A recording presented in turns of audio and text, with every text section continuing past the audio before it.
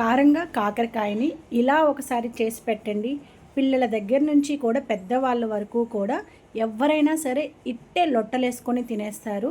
కాకరకాయ తత్వమే చేదండి. అంత చేదుగా ఉండే కాకరకాయ ఒంటికి చాలా మంచిది. చేదుగా ఉంటుంది కాబట్టి పిల్లలైతే ఇష్టపడి తినరు. అలాంటి వాళ్ళ కోసం ఇలా ఒకసారి ట్రై చేసి చూడండి. మరైతే ఈ కాకరకాయని ఎలా ప్రిపేర్ చేయాలో చూసేద్దాం, వచ్చేయండి. ముందుగా ఒక మిక్సీ జార్ని అయితే తీసుకునేసి ఒక 2-3 ఎర్రగడ్డల్ని చిన్న పీసెస్గా కట్ చేసుకునేసేయండి.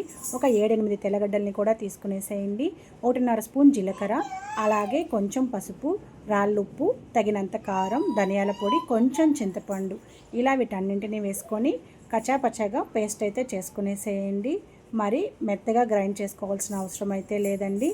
ఇలా గ్రైండ్ చేసుకున్న పేస్ట్ని పక్కన పెట్టేసి, నాకు ఇక్కడ పెద్ద పెద్ద కాకరకాయలే దొరికాయండి. మీకు చిన్న కాకరకాయలు దొరికినా కూడా వాటిని కూడా తీసుకొని ఈ విధంగా ఈ ప్రాసెస్లోనే చేసేసేయండి. ఈ విధంగా పైన తోలు అయితే లైట్గా తీసేసి మధ్యలోకి ఘాటు పెట్టుకునేసి లోపల ఉండే ఈ గింజల్ని మొత్తం కూడా తీసేసుకోవాలండి. ఇలా అన్నింటినీ కూడా కట్ చేసి పక్కన పెట్టేసుకోండి. ఇలా కట్ చేసిన ఈ వేస్ట్ని మాత్రం పడేసేసేయండి. ఇక్కడ చూస్తున్నారు కదా, ఈ వేస్ట్ని అయితే పడేసేసేయాలి.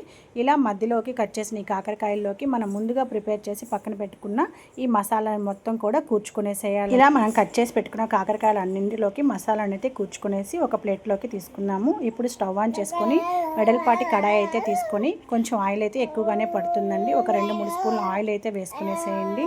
ఆయిల్ అనేది వేడెక్కిన తర్వాత 1/2 స్పూన్ ఆవాలు, కొంచెం జీలకర్ర వేగిన తర్వాత కొంచెం కరివేపాకుని కూడా వేసుకునేసి వేయించుకునేసిన తర్వాత మనం ముందుగా కూర్చి పక్కన పెట్టుకున్న కాకరకాయలను అయితే ఆయిల్లో వేసేసుకోవాలండి. ఇలా ఒక్కొక్కటిగా చక్కగా అమర్చేసుకోండి. ఈ విధంగా వీడియోలో చూపించిన విధంగా ఇలా అన్నింటినీ పెట్టేసుకున్న తర్వాత మూత పెట్టేసి సిమ్లో పెట్టేసి మధ్య మధ్యలో కదుపుకుంటూ చక్కగా వీటన్నింటినీ కూడా వేయించేసుకోవాలండి. వేయించుకోవడం వల్ల మసాలా అనేది ఆయిల్లో చక్కగా ఫ్రై అయ్యి టేస్ట్ అనేది చాలా బాగుంటుంది. కాకరకాయ అనేది ఒక 75% అనేది వేగిన తర్వాత పక్కన పెట్టుకున్న ఈ మసాలాను కూడా వేసేసుకోవాలండి. ఇలా మసాలా అంతా కూడా వేసేసుకున్న తర్వాత మూత పెట్టేసి చక్కగా ఈ మసాలా కూడా ఆయిల్లో ఫ్రై అయిపోవాలండి.